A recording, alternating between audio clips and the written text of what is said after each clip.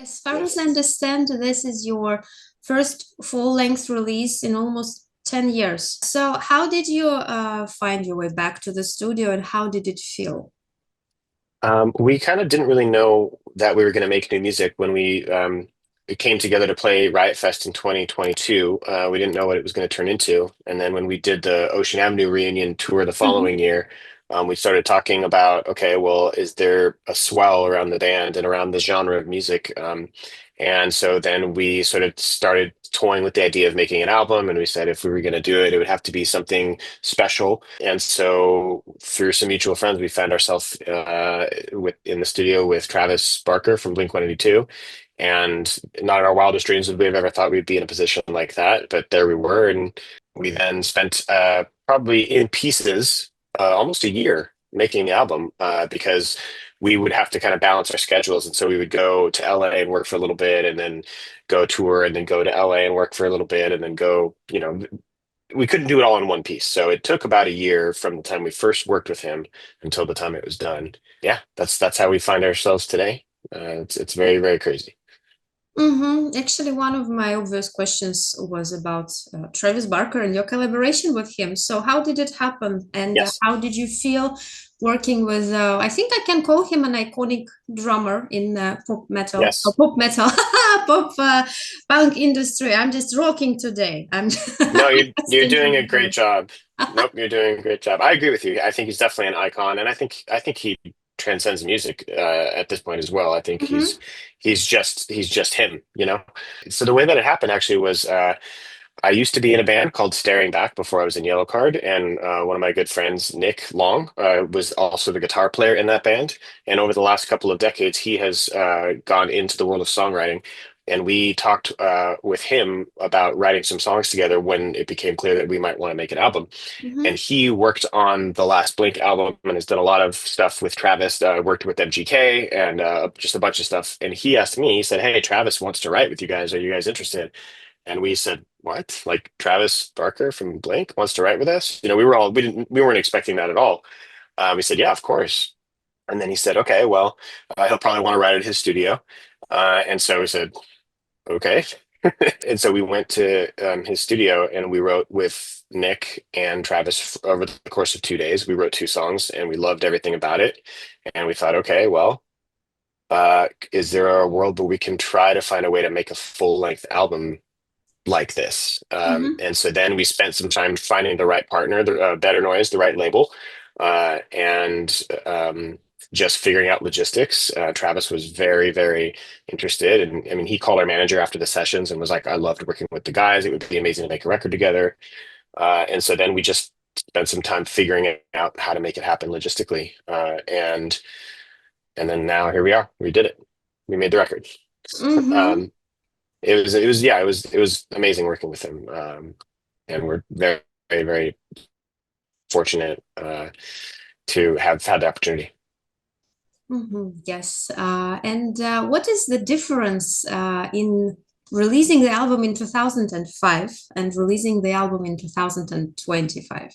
I think one of the main differences is there's no MTV anymore, Yes. and when I say that, I mean yes, I know that the channel literally exists, but it's not the same. It's not MTV.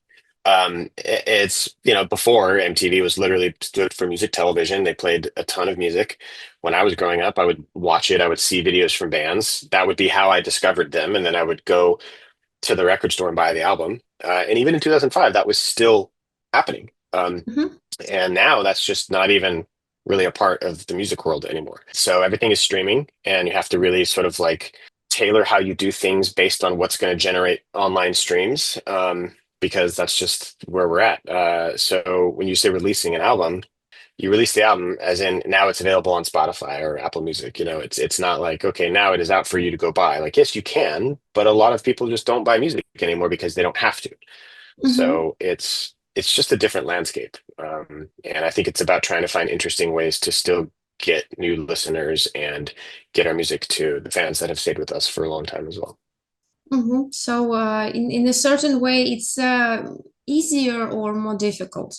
I think it's both. I think certain things are easier, as in it's very easy to get the music to everybody because pretty much everybody has internet and they can go listen for free on Spotify even, or even just on YouTube, or any number of ways. But it's more difficult because that doesn't generate as much income for the band. That makes it more difficult for artists in general to continue playing music and to do that, for a livelihood. And so you have to try to somehow translate. If you think, okay, a bunch of people are going to go listen on Spotify for free. Okay, fine. You're not buying the album. You're going to listen on Spotify. Well, how do we get you to come to our shows? Because hey, come see the band live. Come watch us live. Come buy a shirt because then that can help the artists continue to move forward Mhm. if there's no music being sold.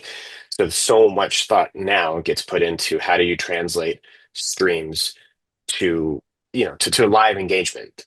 Whereas before it was just like, oh, how many records did you sell? But that's just not really a conversation anymore. So Mhm. it's easier because people can listen to it easier, but it's more difficult, I think, for artists to turn that into a means forward, if that makes Mhm. sense. Yeah, yeah, I got it. And I must confess, I hear this idea from this or that angle from many of your colleagues in different genres.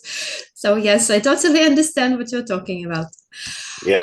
Okay, my next question comes from my personal observation. I am pretty much into pop punk from the standpoint of recalling my youth. Yes, my teenage years. When I was preparing this interview, I noticed that it wasn't only me, and it wasn't even only other fans of this music if I check out the comment section below different videos, but it's also about bands themselves. So the quintessence of this is from my opinion, is Avril Lavigne and Simple Plan's song Young and Dumb, for example. Yes, so it's like recalling those days. And actually, when I realized that Yellowcard's album would be called Better Days, the first question that came to my mind is, well, better days, were they in the past? Well, are they here? Or is it something that comes ahead? I think it can be both, because I think it's easy to look back to childhood and to feel nostalgic about a time period, because of music or movies or a TV show you're Mm-hmm, watching, mm-hmm. and you look back fondly, but that doesn't necessarily mean all of those times were just perfect. Of course, everybody has, everyone has issues and things happen, but the nostalgia, I think the idea of that versus talking about better days ahead, I think it's like pairing nostalgia with hope for the future, Yes. which I think those two can go hand in hand because I think if you look back on your childhood in a fond, nostalgic way, you can hope for more of those types of feelings in the future. And I know that I think this band has always tried to have hopeful and uplifting messages. Mm-hmm. And I think that's part of why this song, obviously the single and the record in general, we'll see how obviously it was received by fans, but so far everybody seems to love the songs that are released. I think it feels positive. I think it feels uplifting and hopeful, which pairs well with viewing the childhood nostalgia. I think they do go hand in hand. Yes, it's like a self-reflection, if I may call it this way. So you just look back at the way you've come, where you are right now, and if you find this in a song, which is also very positive and uplifting, it's very cool. So I yes. think so. And I wanted to ask, so will there be any homages or Easter eggs in Better Days referring to some old Yellowcard songs?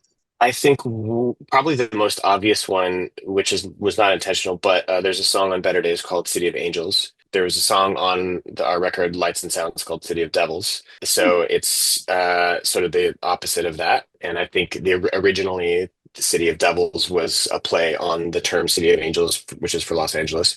And I think the idea of 20 years later putting a song properly called "City of Angels," I think it's a cool callback, although it's not necessarily the songs are not related at all. And as people will hear when the record is out, the song City of Angels is about as different as City of Devils as you could possibly be. But I think that is a cool sort of nod to a Mm-hmm. past song.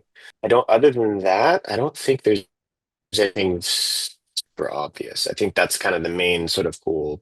Yeah. Okay. And I also remember that Yellowcard participated in Disney's project, A Whole New Sound. Yes, which is Disney Yeah, reimagining old classics in a bit heavier way, in case the viewers don't know. And so, yeah, did you choose the song yourself, or were you suggested to perform A Whole New World from Frozen. Aladdin? Yeah, we did. Yes, Disney came to us and they said they would basically let us choose. We were one of the first bands that they asked, and they basically said you can choose whatever song you want. They gave a list of songs that they thought would be cool for to be chosen in general. But if I remember right, I'm pretty sure A Whole New World was on that list. But even if it wasn't, that to me that was the first song I thought of because I specifically had this thought of that song done in the style of Only One, our song Only One, um, and just like big sort of pop punk ballad. Some ideas for who we could do a collaboration with to sing the part of Jasmine, and we were so lucky to have gotten Chrissy Costanza, who is a phenomenal singer, huge Disney fan herself.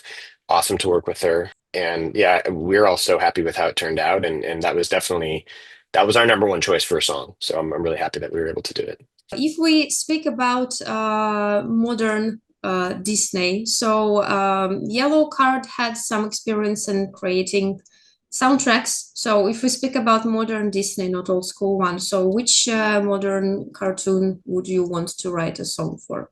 Because Aladdin, if we speak about nostalgia again, it's pretty old one. It was released in 1991, if I remember correctly. Yeah, yeah, because I think we were trying to just choose a very well-known, iconic song. But for from a newer film, I'm not sure because are you talking about newer Disney cartoons or just new cartoons in general, or specifically Disney? Well, new cartoons in general. I think I'm a little bit out of touch as to what exists these days with current cartoons. I don't really know. I haven't kept up on my current cartoons. One of my favorite, more recent Disney Mhm. songs, which I guess it's not that recent anymore, but is from Frozen 2 Into the Unknown. Yeah, That to me, that song is absolutely phenomenal. But at this point, it's probably 10 or more years old, maybe. I don't. I think it's been out yes. for a while. But it's still Yeah, but modern. still newer than 1991. Yes, still modern. Yes, Yes, everything that's 3D is considered more modern, I think. So, can you share that's some fair. plans for the future from the band? Yeah, so we have just started right now on our co-headline tour in the U.S. with A Day to Remember, and we're so excited to do this show that we're doing, the production, our set, everything that we're doing. It's by far the best design, best show that Yellowcard has ever had. We're only two shows in so far, so it's just barely starting. We're playing When We Were Young in October, and we're doing one of the Warped Tour shows in Orlando in November, and the record Better Days is coming out October 10th. So I'm sure into next year we will be very active promoting the album. Not sure exactly what those plans are yet, but I know they're in the works right now. We plan to be out there being very active. Final question, my favorite question. What would be your message for the fans who will surely enjoy this video when it's released? The message I think is just thank you for continuing to be here and support us after all these years and after we went away for such a long time. Because we definitely did not think we were going to get back together, and here we are. So thank you for still being here. We think this is the best era of the band yet, and so it's really special that the fans are still here with us.